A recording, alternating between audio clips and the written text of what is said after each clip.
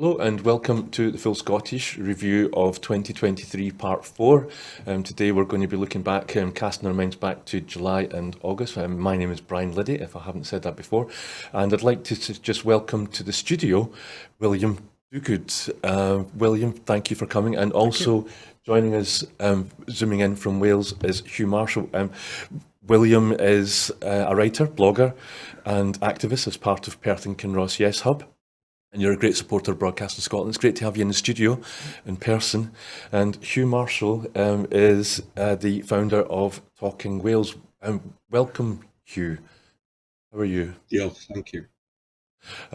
So I suppose we might as well just start with our first story, which is climate change in 2023. In late July, it was like the planet was on fire. Rhodes was certainly actually on fire. And here in Scotland, we had the US Special Presidential Envoy for Climate, John Kerry, visited Scotland and was hosted by the First Minister. He was here to visit the Climate Justice Summit, where the Scottish Government had pledged £24 million to climate change. William, I'll come to you first. Do you have any memories of that event? I have memories that this is really a contribution to the Loss and Damage Fund, of which Scotland was something of a pioneer. And I think it was a particularly innovative thing for Scotland to get involved in, and in fact gives us something of an international presence, something the UK government might not entirely agree with, as we might have subsequently found out in the year. But it was certainly a good way of showing the face of Scotland to the world. And clearly what was going on in the background at the time very much showed the need for, particularly on loss and damage, because for poorer nations, it's really been quite a traumatic time over the last few years. We talk about our weather events here, but Rhodes, although I wouldn't say Greece was a poorer nation, Rhodes was, as you say, pretty well on fire for a lot of time. But certainly other places, such as island nations, have had all sorts of trouble with hurricanes and the like, and all that needs to be paid for, and the reconstruction needs to happen, and the people who are responsible for climate change need to be doing that. So that was a good event to be hosting that summit, and where it goes from here, we will have to wait and see, I guess. Yeah, and as this is a review of the year, we're not supposed to cast forward to what we already know, but I think it is fair to mention that the Climate Justice Fund that the Scottish Government started in COP27, we recently had COP28, and more countries are beginning to sign up to that and put money into the pot. So it's going well. Hugh, I'd be surprised if that made the news in Wales, but did it make the news in Wales, or?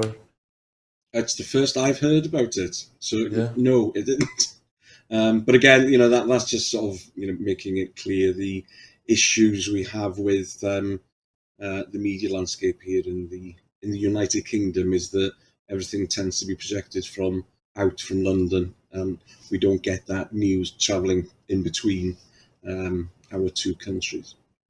Yeah, it's interesting because we would probably think that was the First Minister, on the international, the world stage as an important international diplomat or a policymaker, and yet nobody even heard about it in Wales.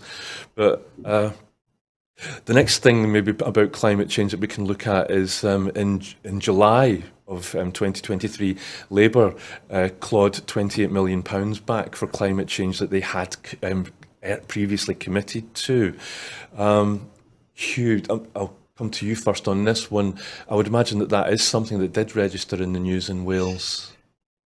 Yeah, it was just, I think it was one of the first of many sort of rollbacks that we've had from Keir Starmer, as he sort of looks as though he's appearing to be preparing to become Prime Minister in the next 12 to 15 months. But yeah, it was really sad to hear that news, especially as we can see now, here in December, that it's the hottest year on record. So we need to be moving things at pace, not postponing them.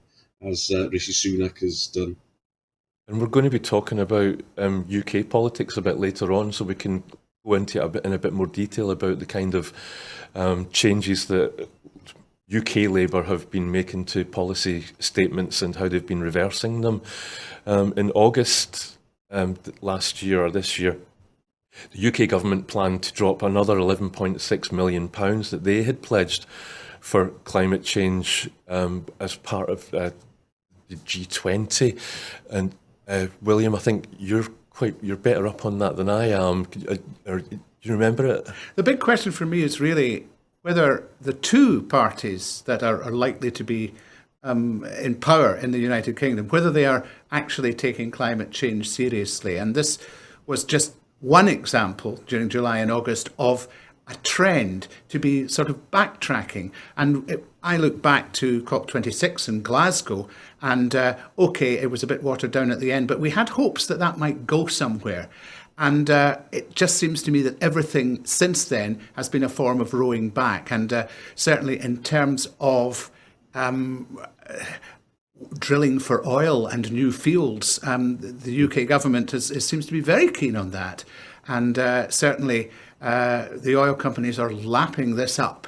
And I think there needs to be a sea change quickly in how the parties likely to be in power in the United Kingdom look at this, because we ain't got time to waste. The very things that we've been seeing, both locally and elsewhere, with climate events is an indicator of just where we stand here. And where we stand is things getting worse, possibly in an unpredictable way, and possibly quite rapidly.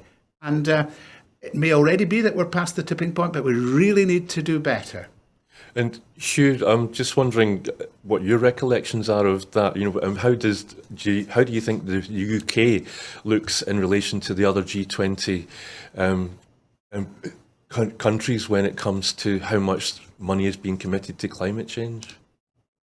Yeah, I think it's more than just the money as well. I think it's an attitude and a way of thinking.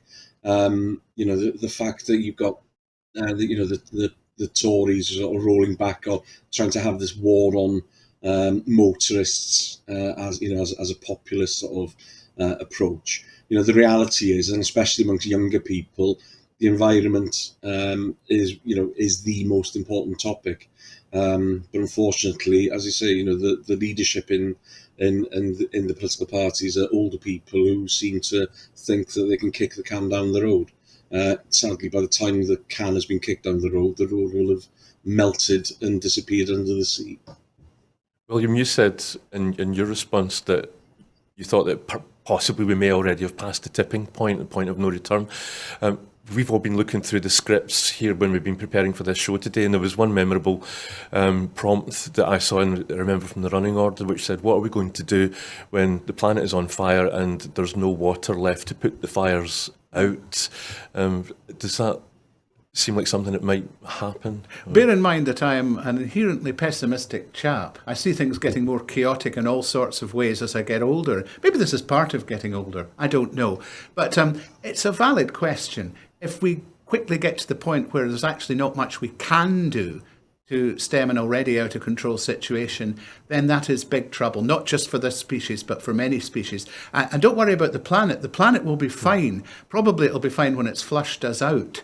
But who knows whether we're at the tipping point or not? Some would say, no, we're not anywhere near it and you're just scaremongering. And I don't want to scaremonger, but I would be concerned with some of the things I've been seeing over the last 5 years. So you say that you're really pessimistic. I mean, I'll admit that the way I describe it is, the glass half empty, glass half full. I think it's half empty because there used to be more in there, and now it's it's a lot lower level. Hugh, what do you think about the actual pessimism that we're talking about here? Yeah, I think it's difficult to be optimistic when we have political leaders, globally, who don't seem to realise how serious the situation is. We've just had COP now, and it was a last minute, sort of piece of work to get the rolling out of fossil fuels. But it's still big business that drives things. And at the end of the day, the future for our children and the future of the planet, and and the numerous species, including ours. It needs action now. But again, it just goes to show you how powerful the corporate and the business lobby is, because they're still getting their way. Yeah, and personally, I mean, I think that a lot of it is to do is if we look at what's happening, apart from the figures that we're told and that we're all realising it doesn't snow as much and those kinds of observations, day to day, buses are still running, shops are still opening. There's still water coming out of our taps. We're certainly lucky, and that's clean water coming out of our taps. Certainly here in Scotland, and I'm sure in Wales too. But I don't know what's going to have to happen before people waking up. But I'm guessing that maybe we should move on to the next item, which is the UK economy. We've rolled some things together. We've got the UK economy, cost of living crisis, Brexit, and the 75th anniversary of the National Health Service, which all happened in July and August 2023. In July, it was the 75th anniversary of the NHS.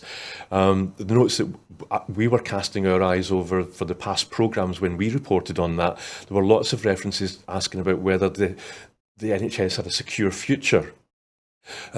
Prior to the Tory government coming in, the NHS had really high. People using the NHS said it was working well and it was getting good marks. But then by the time we got to July this year, everybody was worried about whether it was actually at risk of being sold and up for sale. And that's even the case when you listen to Labour politicians. It seemed that they were mostly mimicking what they were hearing from the Tory government. Hugh, you're, I'll say, closer to England than we are, because you'll often hear in news broadcasts, you'll hear people say in England and Wales, excluding Scotland. So how is it being perceived about the NHS and 75th anniversary in Wales? And obviously the Scottish NHS is separate.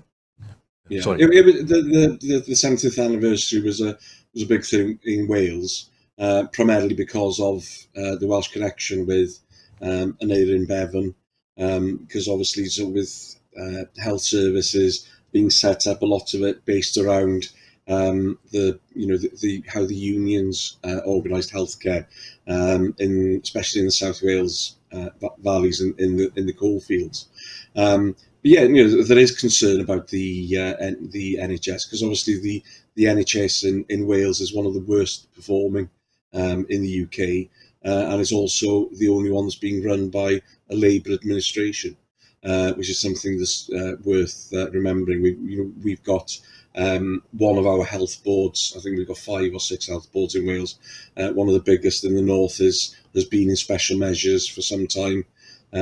Sort of maternity services in West Wales, those have gone into sort of special measures as well. So there's huge concerns, that there's financial pressures, obviously, because obviously budgets are being cut. But we've been really impacted in Wales as well by the issues around social care, because hospitals are full of people that they can't release back into the communities, and a lot of that is, again, sadly, comes down to Brexit, because the people who are caring for our older people in the community just aren't around anymore. So yeah, no, it was there was a lot of notice to it, but again, it's one of these things, as we mentioned earlier, it's the Conservatives, we know the Conservatives, they've been trying to sell bits of it off, over the years.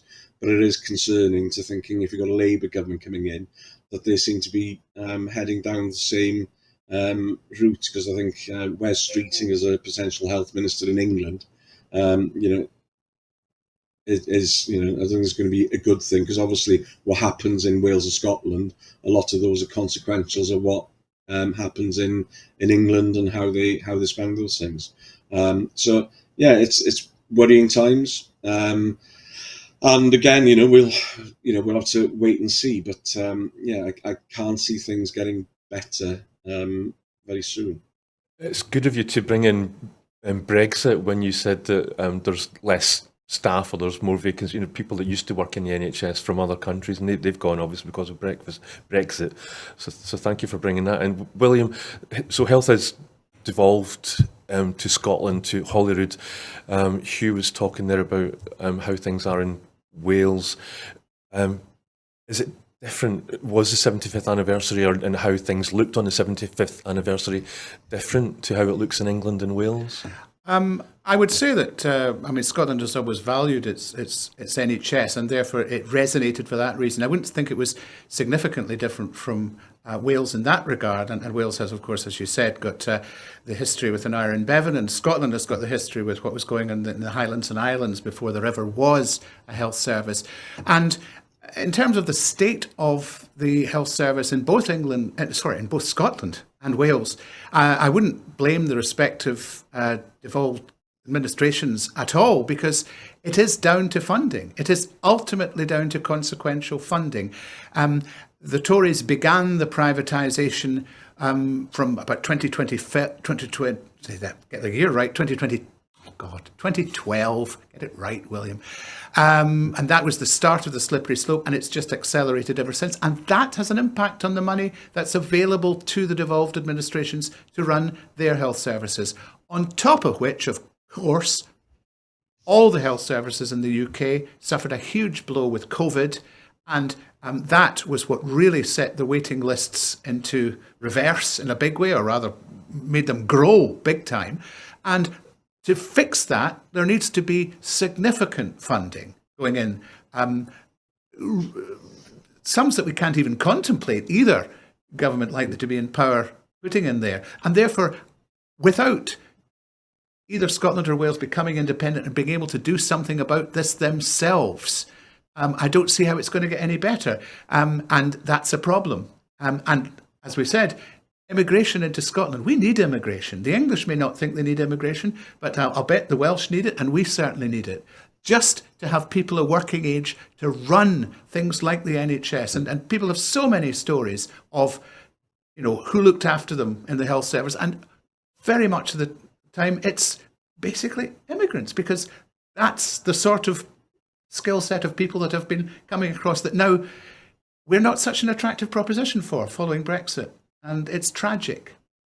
Tragic's a good word to use. You both mentioned basically consequentials to do with if England spends less money on the NHS, then both Scotland and Wales get less money to spend on their devolved health services. It just seems such a crying shame that what should have been a huge celebration of something that's well funded and working well was really just an opportunity to flag up problems with it. I suppose we should maybe move on. But is there anything about the NHS that you want to say before we do, or is that? Yeah, I think just adding to it as well is the complexities between the different nations as well. Wales gets the budget based on what England spend, but we're not the same from a from a demographic perspective. We've got an aging population, so we need more social care. There are going to be more people who need national health system support, and also we see, especially in our sort of rural communities in the West, where we got a lot of people who are retiring to those places because they're lovely places to live.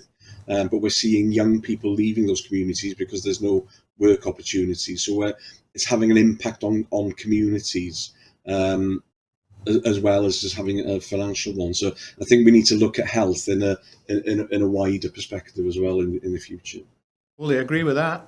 Yeah, a more holistic approach. So sticking with the British politics, and Rachel Reeves, the Labour Shadow Chancellor, declared in July or August that she would stick to Tory spending limits, which was a common thread throughout the year, that Labour just seemed to want to mimic what the Tories are already established and what they're happy to be doing. This was specifically about a decision that she had made, which implied that she was happy for people to get filthy rich. As Mandelson had said before her, the 45 pence top rate of tax was going to be increased by Starmer when he was campaigning for the Labour leadership, and then only for Rachel Reeves to say that that was going to be ditched because there wasn't going to be enough money should Labour win the next general election. William, what does that spark any memories or recollections with you? Is that I think Labour, and particularly Rachel Reeves, is in the business of not scaring the horses. And I do think that if Labour had any cojones about them, they would be a little bit more radical in what they could achieve. Redistribution of wealth is always going to happen. It's been happening very much from the poor to the rich over the last little while, possibly 10 years or more. And it needs to go into reverse. We need to be putting money in the hands of ordinary people who are struggling big time with the cost of living. And Rachel Reeves also seems to have this belief that there is a finite amount of money in the economy. And whereas I'm not a wholehearted modern monetary theory guy, it is the case that you're not necessarily constricted by the amount of money if you control your currency, as the UK does, and as indeed an independent Scotland might. And so there needs to be big time investment in the economy after the thrashing it's taken over the last few years, just to catch up with where we were. And it's very disappointing to see a potential Labour Chancellor poo-pooing that, saying, no, we must stick to this narrow way. Hugh, we're going to be talking about British politics later on rather than just the economy, so there'll be plenty of opportunity to talk about differences between Welsh Labour and Labour in Westminster. But just on that specific point about how Labour in Westminster seem to be echoing the Tories rather than being a true opposition, is that how it looks to you in Wales, or? Yeah, it's an interesting one because Labour in Wales is a very different beast to Labour in Westminster. You find there's a big difference in style and substance. So when you think of who are the sort of the big hitters from Welsh Labour in Westminster, Stephen Kinnock, Chris Bryant. They're both, sort of, to the right of the Labour Party. Bryant used to was a Conservative at one point, but they're very much about putting the Union and their almost like obsession with Westminster politics in front ahead of Wales as a country, whereas the Senedd members are very much pro Wales and doing things that are for the benefit of Wales. And the concern from an economic point of view is, again, as you were saying about Rachel Reeves, the Labour are desperate to try and portray themselves as being the safe pair of fiscal hands that in order not to frighten off potential Tory ex-Tory voters. So hopefully it's just something that they're saying now in order to get elected, and once they're in, they will take a more radical approach. But I think they're missing a trick. I think that's what's needed now, is to give people hope, is a more radical approach to economics. And as I say, if you control your own currency, then you are in control of finances. And as we've seen in the past with many other things, if need be, money can be found, sort of miraculously. But there is this, overemphasis on, looking at sort of UK-wide finances as if you're managing household finance. And, the two things are so different, it's unbelievable. So, we need to change the narrative about how we look at economics. Excellent point about the household budgets there, harking back to Margaret Thatcher. This is a review. One of the things I find tricky looking at a review is, so we've got a running order and there's topics on there, and you start to go out to then think about, what can I find to say about what happened in June and July. And it's things that were going on long before June and July, and they're still in the news now. And so it's really hard to work out where was it, and what stage was it at in June and July? But so just a wee thing about inflation in June and July, it was at 8.7%. It started to go down, but it was still higher than in other G7 countries, and people would say, "Oh, look, inflation's coming down." So they would think that that means that prices in the shops are coming down, but they're not. They're still going up. They're just not going up as fast. And of course, it's not resolved yet. It was one of Rishi Sunak's 5 pledges. I'm thinking, whose shot is it this time? Hugh, I think it's your shot to go first. Is that right? You can make it Yeah, so. You're the host. Exactly. You decide. Yeah, go ahead then. Come in, Wales. What do you think? Yeah, no, I agree. Because I think it's, with inflation, the fact that, it was one of the 5 pledges going to halve that inflation, whereas in reality, national governments have very, very little power and control over inflation. It's interesting to see, the economy in the States is, in a far better state and is growing faster there. And inflation is in a better position, but some people say that they were like 6 months ahead of us. So they their issue started 6 months before the UK one. So that we're like 6 months behind. But yeah, it's it is, again, it's the narrative of explaining to people, as you explained. It's not a case of oh, things are going to be cheaper next month. It's just that they're just not going to be as expensive as they were. Because I remember start of the year, I was going to Lidl or Aldi and spending £50, on just general shopping for the week. And if I'm doing that same shop now, sort of almost 12 months later, it's £70 to £80. So you can see actually inflation is much higher than it actually appears. And obviously, we see inflation, with fuel prices coming down. That's had a big impact. So, inflation coming down has had nothing to do with Rishi Sunak. Hasn't done anything really to sort of impact that. And it's disingenuous, but unsurprising with this government to try and put that down as some sort. Because last week in PMQs, the last PMQs before Christmas, he came out with the record economy, the record growth, when I think it was the same day that they announced that growth had slowed down and was going back in reverse again. So they'll just say one thing and avoid the reality. But I think people are confused because people don't understand the economics. And again, that's why things like Broadcast Scotland are important, because it gives an opportunity to discuss these topics and to allow people to understand them. Thanks, Hugh. And so, William, when you go into the shops, do you still get shocked at the cost of a pint of milk or a box of eggs? I do lots of shopping for the Perthkin Ross Hub, and I notice every time that I spend much more than I expect. I mean, part of it's my lunch, to be fair, but also stuff for the hub.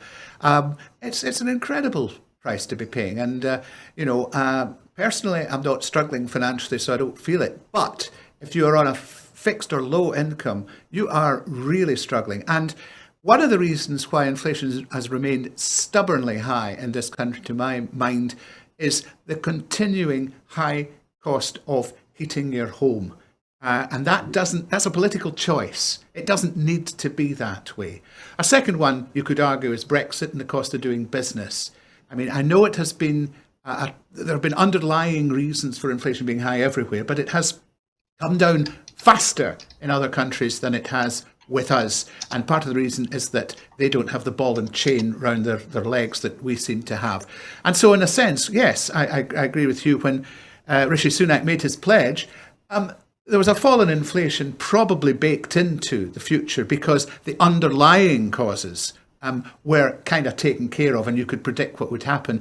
But what couldn't be predicted was that it's come down more slowly here, and it remains a big problem because amongst the stubbornly high stuff is food inflation and also just staying warm in the winter.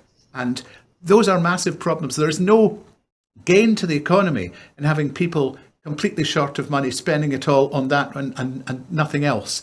We need to have money in the economy that people can spend on all sorts of things just to keep the general health of the economy going. And whatever issue you may think, we're by no means out of the woods yet. Thank you, William. I think we probably better move on, but we haven't said much about Brexit, so I'll just maybe say that one thing that you can be sure is that in July and August, despite what the Tory government told you, it still wasn't done. And I know we're not supposed to be looking forward because it's a review, but it's still not done now. So moving on to the next item, which is the Rwanda refugee policy was defeated in the Court of Appeal. So this is when the Tory government removed all safe routes for asylum seekers who wanted to come to the United Kingdom to live and work. It was also one of Rishi Sunak's 5 pledges to stop the small boats. And in the course of that policy has created illegal refugees, although they don't like to use that phrase. William, I'll come to you first on this one. What's your recollection of where things were in July and August? Well, it was... Court of Appeal, sorry. We all knew that Rwanda was going to be a difficult policy because it was basically, to my mind, insane, even as a deterrent. But, of course, the Court of Appeal rejected it on the basis of the legality. And I know there's a huge story after this for other parts of the review during the year. And that's a thread that runs through the year, the stubbornness of the UK government in sticking to this path. And there's the question of whether Rishi Sunak is obsessed with the small boats. It appears in his lectern all the time when he's talking. What he's obsessed with is the dog whistling of potential electors. And xenophobia is one of the Tories' trump cards. I don't mean Trump in any sense other than like in a card game. That might come into a later discussion. But one of the Tory government's trump cards in trying to claw back some of the electoral deficit. And I find it personally shameful. And when you consider that, actually the Rwanda policy will affect, even if it goes into practice, such a vanishingly small number of the people who are coming across. It just doesn't make any sense what's going on at all. Simply that. Hugh, again, just for yourself, how does it look to from where you are? Yeah, just echoing everything you've just said. It's a disgusting policy. The thought that somebody, the fact that somebody actually thought this up and thought it was a good idea, it just beggars belief. But as you say, it's not a case of wanting to control immigration. It's wanting to stop a specific type of individual and cohort coming here. And, it is basically racism and dog whistling that is driving this. It's this idea that you can't get a hospital appointment or you can't get your child into a school because it's the UK is filling up with immigrants, which is absolute nonsense. We saw sort of recently record immigration figures. That was down to people coming from Ukraine, Hong Kong, and mainly students. So the fact that they seem to think that there's just thousands of people coming here again, to supposedly claim benefits, which has been debunked many times over. That that people who do come here as immigrants, sort of contribute greatly, economically to the UK, and are needed in order for the economy to grow. Because that's one of the reasons why the economy is stagnant, is we haven't got enough people to do the jobs that are needed to actually run a proper economy. So yeah, and over the summer, we had the issues with in Llanelli that made sort of news. You probably heard about in Scotland, with the hotel being closed down, all the staff being made redundant overnight, and then a company revealing that they were going to convert it into a accommodation for asylum seekers, which eventually the plans were thrown out. But with that, but the period over during the summer and into the autumn, it just caused a lot of bad feeling. It ramped up xenophobia, this them and us, and a lot of hatred, and people capitalised. People from the far right, were travelling down to sort of Llanelli in West Wales, and making political capital out of it. And I'm sure that on the back of that, that the far right will have made inroads in Wales on the basis of racism, which is incredibly sad. So you've both used the word correctly, I would say, xenophobia in your responses, and William, you also used the expression dog whistle. And Hugh, the things that have been happening in Wales, I would say, are the result of dog whistling. Hugh, you also said that you found it incredible that somebody thought it up, this policy. So that seems, maybe we should take the opportunity to talk about Suella Braverman as Home Secretary. She's been Home Secretary twice. She was Home Secretary in early July when it was, she was Home Secretary in early July when the Court of Appeal defeated the refugee policy. She's been deprived of her dream. William, what would you say to her? We have to give discredit to Priti Patel, who might have been the originator of this idea. However, Suella Braverman, in one memorable photo opportunity, exulted in it. But of course, her successor also, I think, exalts in it and loves these trips to Rwanda to help sort of get the idea that black is white and your dog is a cat because we will it so. The answer to all of this is not the dog whistling. The answer to this is to have a refugee policy that's fit for purpose and processes asylum seeker claims on a timely and fair basis. Whatever that takes, it'll cost you less money and it'll be much smoother and less of a problem for the people experiencing it if you simply do that. And I do not understand, apart from the dog whistling, why we don't do that. Okay, thank you. So we'll move on to a related item, which is the European Court of Human Rights. We're going to be talking about Trump after that. And so just let me find my notes on that. Oh yes, it was this sheet here. So in August, all normal routes to the UK were closed to asylum seekers, and the UK government focused on stopping the boats to prevent asylum seekers reaching the UK. The immigration minister threatened to withdraw from the European Court of Human Rights because they don't want to respect human rights of asylum seekers. However, the ECHR does not only protect other people's rights, it protects all of our rights. Hugh, I'm keeping a tally now. It's definitely your turn to answer first. Mm-hmm. So. Yeah, well, just the fact that every sort of, the European Court of Human Rights, it was set up, I think, was it, by people like Churchill in order to provide a safety net in case, sort of totalitarian sort of regimes like the Nazis in the Second World War came into being. So the fact that they want to sort of roll back and say that, this is some sort of, something that's stopping them from doing things. Exactly. That's why it exists. And the fact that this government wants to sort of basically just change the law to make things that they want to do legal, it's dangerous. That we've seen this happen before, and we know where it ended up.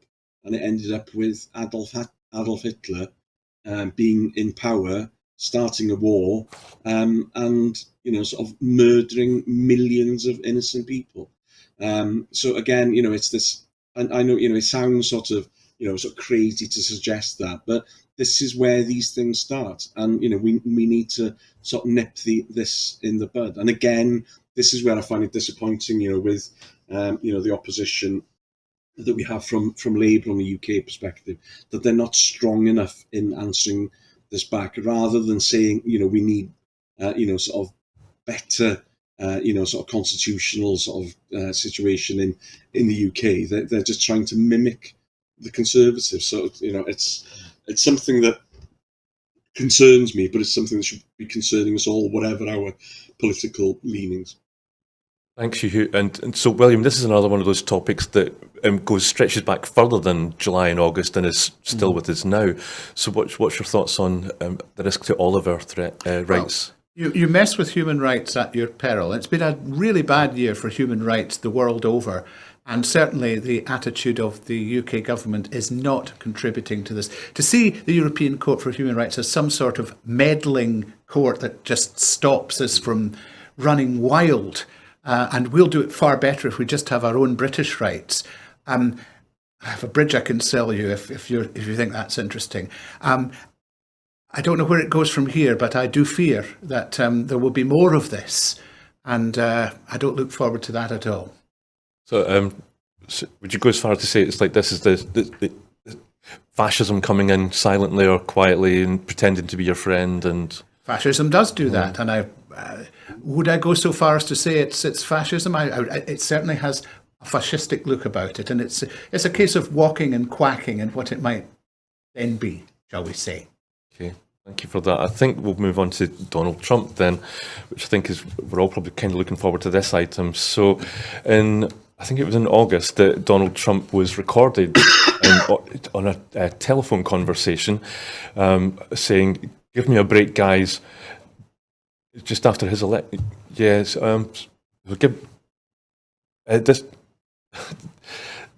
he was recorded saying, "Give me a break, guys, just find me 11,000 votes." And this was to do with, in relation to the Georgia election official, Brad Raffensperger, who said that this was back in 2020, but it was coming to public attention because these recordings had come to light. This is because Trump had claimed to have won the election instead of President Biden. It's also to do with he claimed that voting machines in America had been rigged. William, it's your turn to answer. I didn't put that very well, but did you make any sense of? Well, this was the point in the year when it began to come home to roost for Trump, because the indictment one of the indictments that he was subjected to concerned this 11,000 and so many votes that he was asking for. It was also the point at which, of course, we had the famous mugshot of him at Fulton prison when he was initially arrested, beaming out of it at us with this totally furious look, and I will get revenge for this. And believe me, if he is elected in 2024, he may well go for revenge, which is not a healthy outlook at all, I'm afraid. So, yeah, the truly frightening thing, I think, is that a significant proportion of the US electorate would vote for Trump, even if he was found guilty and imprisoned. Not that I think there will be the timetable to achieve that, but certainly to maintain that level of support despite everything is truly frightening. And what it says about US democracy, well, it doesn't say anything good, that's for sure. And Hugh, this I would say is another one of those perennial topics which predates July and August and is still with us now. And it's difficult to kind of roll back or screed back and work out exactly what stage Trump's trials were at that stage. What's your recollection of what was going on in Mar-a-Lago at the time in July, August? Yeah, funny enough, because I'm just scrolling back now. There's an excellent website from the States, 538.com, and they basically track lots of different polls in the States. You can go back over a period of time, and it was in August when when that news came out that Trump saw a fall of about 4% in his support from his key support, but since then it's gone back up by about 12%. But it's interesting to see sort of back in August, I think it was 57% of people saw him as being unfavourable and 40% favourable. So there was 17% gap with people thinking he was unfavourable. Well, that gap is down to 11% now. So I think people have short memories, and the fact that Trump, basically he's a lying machine. He'll just lie and lie and lie, and he says stuff, and people, as William said, people don't care. People like Trump because, like them, he projects what they think. They think that people from Mexico coming over the border, taking the jobs, is very similar to to what's happening here. You know, that they're putting the woes of the economy on some exterior force rather than, you know, sort of other global sort of issues. You know, the fact that support for Ukraine is, you know, sort of waning in the States. You know, it is a victory for Putin, and you know, and even Putin last week was saying that, you know, he looks forward to potentially better relations with the United States. Well, what he meant there was he's hoping that Trump wins the next election. And I'm sure that Russia will be doing everything they can, you know, sort of behind the scenes to try and make that happen. So yeah, no, it is, you know, it is worrying because obviously the United States are a key global player. I think that there's less fear now because obviously before Trump actually got, you know, elected, it was surprising actually how America did manage to function despite having a lunatic, you know, in the White House. And I think, you know, the people that were around him managed to sort of manage and control that. And I'd imagine, you know, God forbid he does win again, I think that mechanism will probably be stronger and be in a better position. I think the big issue now isn't Trump, it's Biden, because Biden is seen as being unpopular. You know, when he was elected, he was, you know, he was very popular. You know, people thought of him favourably, and then, you know, rather than unfavourably. What's happening with his son has had a huge impact on him and his campaign, and he's becoming more and more unfavourable. You know, people just, you know, again, I was listening to a program from the States the other day. You know, just unfortunately, his age, even though there's not much difference between him and Trump, you know, age does seem to has caught up with him, and you know, that's a concern. But you know, we'll wait and see. You know, it's going to be the next 12 to 15 months. You know, between the United States election and the UK election, is going to be interesting times. To say the least. Hugh, you mentioned Trump support, how it fluctuated during the year. I think in July and August, people were beginning to see that there was a real possibility that he might go to jail because he's facing these trials. William, we were also beginning to find out that American voters were saying that they would vote for Trump even if he was in prison. Is that still the case? Well, we can't talk about it now. Is that still the case? We're doing a review. How does that? There's room for concern. Shall we put it no higher than that? Okay. I think American politics in the next 12 months will be very, very chaotic, and I can't wait for next year's review of the year. Is there anything, just before we move on to the next item, is there anything that either of you would like to say that you haven't said yet? Any thoughts that you've about, you know, the summer of Trump? I don't know. I'm thinking, my two sisters who live in the States, come home, you'll be welcome. Okay. Hugh, anything?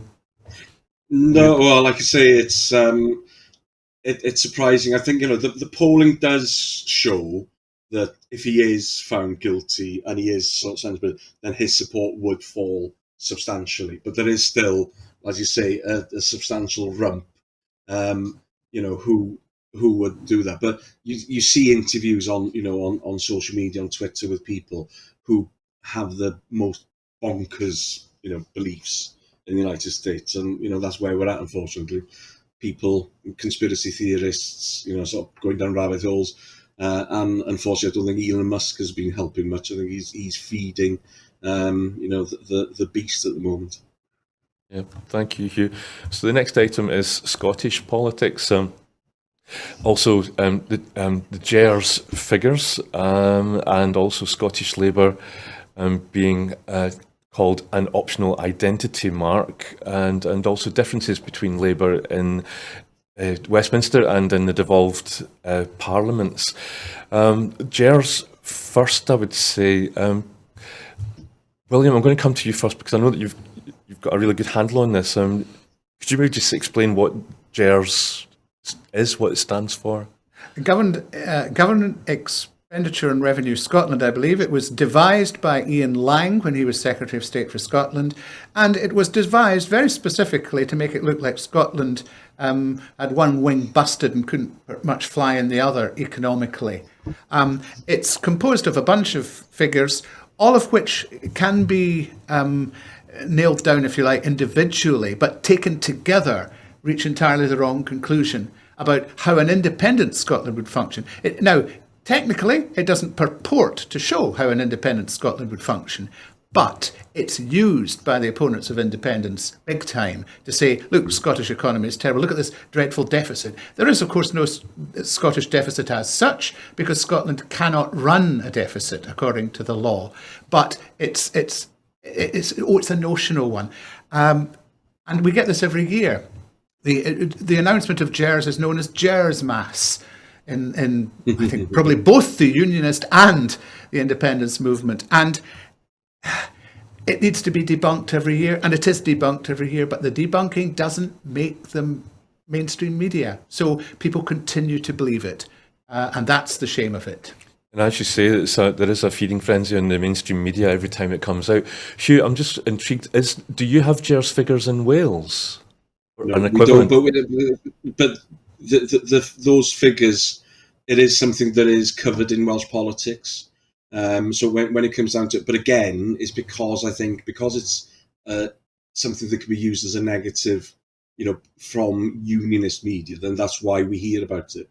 I'm sure if Gers were positive towards Scotland, we wouldn't be hearing much about it, which says a lot about the media. But yeah, I think it's interesting the fact that we don't have that kind of breakdown in Wales. To me, it sounds like it's a good thing that we don't have that. But again, we do have sort of economic figures published in Wales every year, and again, it points at the fact that if Wales was independent, we'd have a deficit and all that kind of stuff, without actually taking into consideration the deficit that the UK government's running and the borrowing they have.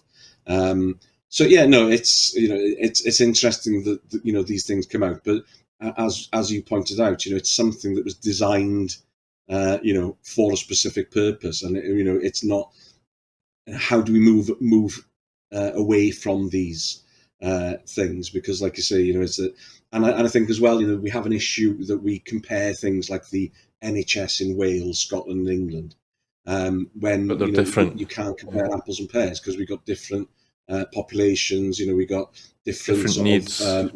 Wales has got far fewer sort of cities and things like that. So it does. I get tired of being compared to England all the time, and at least at certain points, Scotland, you're lucky you're not England and Wales as quite often, because you have a level of independence when it comes to certain statistics and measures. But we're lumped in with England. 84% of the UK population is English, and I think Welsh is about 5% and the Scots are 8%. So being lumped in with something that big is meaningless from a Welsh perspective. Yeah, when you're listening to a news bulletin and they'll say in England and Wales, and I'm sure it must annoy you then that as you say, you're lumped in with England, and we get kind of annoyed up here as well, because we think you're not going to say what the situation is in Scotland, are you? They don't go on to then unpack that.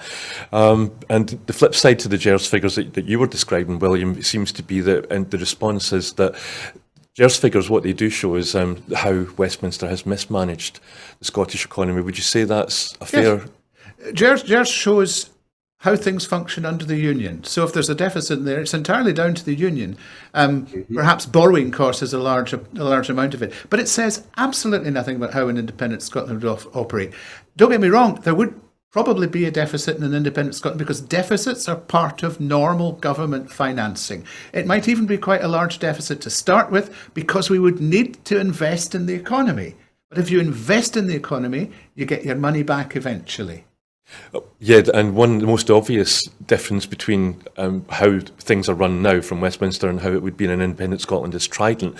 So at the moment, the cost of Trident is included in Gers figures, and in an independent Scotland, that would go away, I'm sure, and wouldn't be included. So that just is one example of how skewed the whole thing is. We should move on to Scottish Labour. Kezia Dugdale, who was a Labour of the Scottish Labour Party, is now either no longer the leader. Sorry, I've I'm getting my words mixed up, I'm sorry. Kezia Dugdale, who was the leader of Scottish Labour Party, is now no longer a member of the Scottish Labour Party.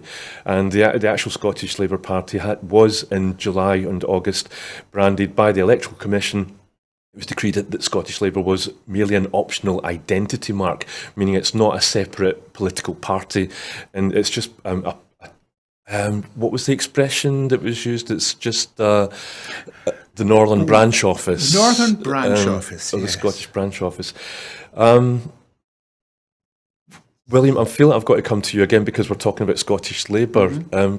What's your recollection from July, August? Well, to be fair to Kezia Dugdale, I think she probably resigned from the Labour Party around about the same time as she became director of the John Smith Policy Institute. So she may well, although she might not have agreed with what was going on with Labour, she may well just have wanted to be unattached when she was taking a think tank post. That would have been a reasonable point of view to take. More interesting are reports that I think were surfacing about the time we're talking about, that she has perhaps shifted her view on independence. I don't know how far along the spectrum towards independence she's gone, but it is interesting that the influences to which she's been exposed since being leader of the Labour Party in Scotland, as we will call it, may have had that effect.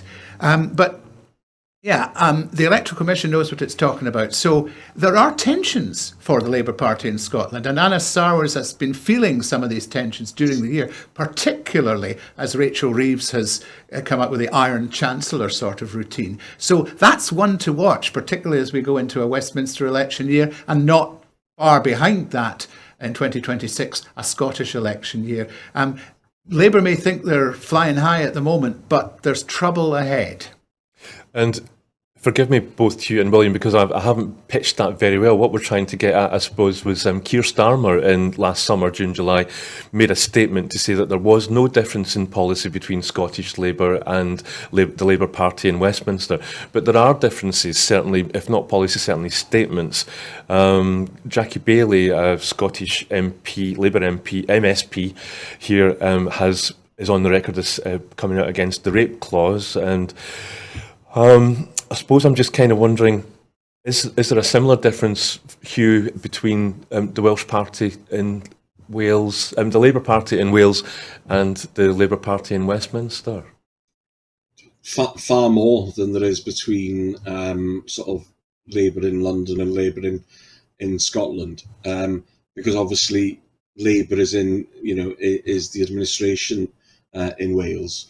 Mark Drakeford, who is standing down as First Minister, will be replaced in 2024 as leader of the Welsh Labour Party.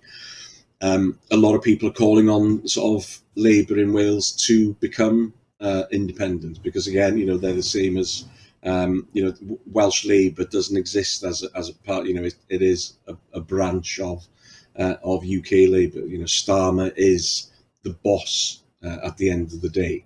I think Starmer quietly will be, delighted that Drakeford is standing down, even though he had warm words for him.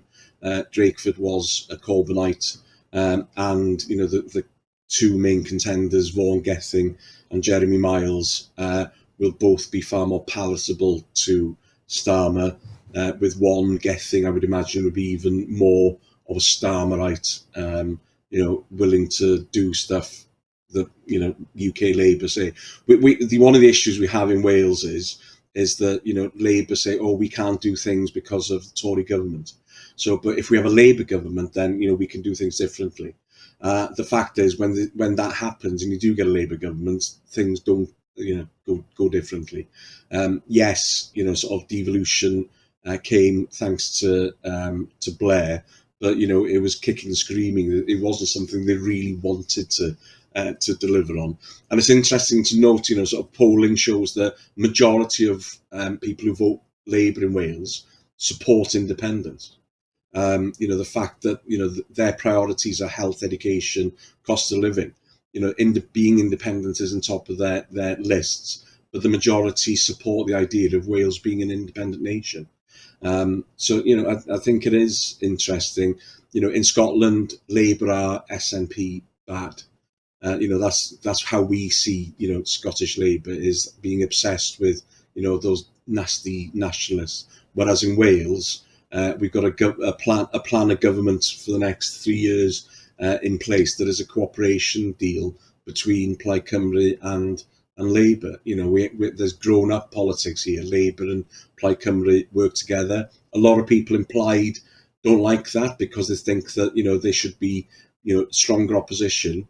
But by working in cooperation, we're actually delivering more for people. And I think putting people ahead of politics is something that should be admired. But I can imagine that with the new leadership coming in, then they'll be rolling back on those promises because they want to separate themselves from being in partnership with Plaid Cymru and being more aligned with Keir Starmer's Labour, which in the long term for me is going to be bad news. Thanks. You'll hear similar positions being described here in Scotland. If we have a Labour government in Westminster, then it'll be better. But a lot of people say then, but only temporarily. It's not going to be that long before the Conservatives get back into power again, and it's reversed. Everything's reversed. I was wanting to bring in something about Humza Yousaf, the First Minister. It was his first 100 days last summer in July and August. But I don't want to into your festive seasons, both yourselves and the people at home. But so maybe just to you, William, is there anything that sticks in your mind from the First Minister's 100 days, either achievements or lack thereof? Or I think the first 100 days, and without commenting on what came after, showed a greater engagement with the Yes movement than we had hitherto seen. With Jamie Hepburn being appointed as Independence Minister, with the various things the SNP were doing about talking about independence in assemblies and the like. And just with, as outfits such as Believe in Scotland would say, a greater dialogue going on. They were suddenly in the same room as the Scottish Government. Where it goes from here is a matter, I suppose, for the SNP and the Yes movement. But that's my overriding thoughts about those first 100 days. And that is a good thing. My memory from the press coverage in the mainstream media and the like seemed to be that people were saying he had done a lot of work. He'd made a lot of changes, mostly for the better and well approved of. But that didn't seem to come across in the mainstream media. Just really quickly, Hugh, did it feature at all in the news in Wales? Yeah, because again, having a change of leader from Sturgeon to Humza, and I think his first 100 days, as far as I could see, was very challenging. Because there were lots of things being thrown at him and the SNP, with things that were going on that weren't related to politics per se. The police investigations and just police investigation and people within the SNP throwing their their toys out of the pram. The sort of gender recognition stuff that again that came to the fore during that period. He had a very challenging time, and also the fact that you had Labour sort of nationally on the rise, and that is going to lead to sort of an impact to the SNP, because the SNP have been riding very, very high in the polls. I think it's I would challenge anybody to say that of the leaders of the the devolved administrations in Westminster, Sturgeon stands out head and shoulders above all of them during her period as leader. And as I say, sadly that came to an end, and it ended unfortunately, and I think it was a difficult situation. It doesn't matter who came in afterwards, they would have found it difficult to fill those shoes. We're definitely in overtime at the moment, but I'm going to kind of try and squeeze into the last two items. The UK COVID inquiry began last summer, and very early on there was Nicola Sturgeon, the previous First Minister, and Jean Freeman, who had been the Health Secretary here in Scotland, were one of the first among the first people to contribute. The COVID inquiry, which is ongoing at the moment, it's not about apportioning guilt. It's about finding out answers about what went wrong and to make sure that we're ready for the next pandemic or the next virus when it surely comes along. Hugh, do you think we're going to be ready or is the COVID inquiry going to find that we are now ready? We weren't the last time. No, I think sadly, I don't think we are ready, because the issue is the capacity of the NHS, and nothing has been done to improve that. If anything, we're further behind. Obviously, things like vaccination plans, and because they've had the experience of doing that, then yes, there is that. That can be done, but depending on on what the next sort of pandemic would be, you need to have a health service that can deal with it. And we've got a health service in Wales that is cracking at breaking at the seams, and would struggle to cope with anything. So what's clear from the inquiry is that what was going on in the background, it wasn't a shambles. And I think what's sadly as well is the fact that the devolved administrations in Scotland and in Wales followed what was happening in Westminster, what was coming out of Downing Street, and in hindsight, having seen the utter shambles that it was behind the scenes, Wales and Scotland would have served better to have been more independent. I think you've got a separate Scottish inquiry, and people in Wales are calling for one in Wales, but we're not having one in Wales. And again, you've got Vaughan Gething, who was the health minister, who is now campaigning to be the first minister. You can see why they don't want an independent inquiry, because it'll show, I'm quite positive that it would show that things in Wales weren't done well by comparison with other nations. Thanks, Hugh. And William, I'm just wondering, can you recall anything about either Sturgeon or Freeman's actual contributions to the inquiry? I don't think they were covered quite as extensively as the subsequent appearances, so I don't have any particular memory, although I think both Nicola Sturgeon and Jean Freeman would have talked a fairly good fight, so to speak. But I would echo really what Hugh's been saying.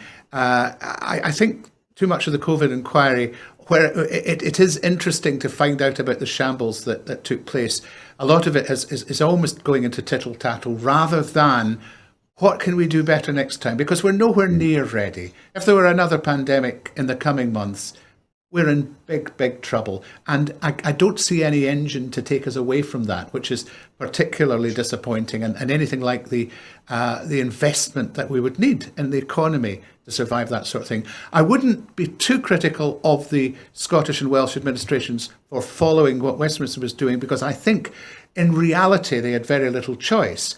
And the biggest area in which they had very little choice is they couldn't possibly have funded a different way of doing things. And that is a weakness in the devolution settlement, as far as I'm concerned. Yeah, and neither Scotland nor Wales could have controlled their borders independently either.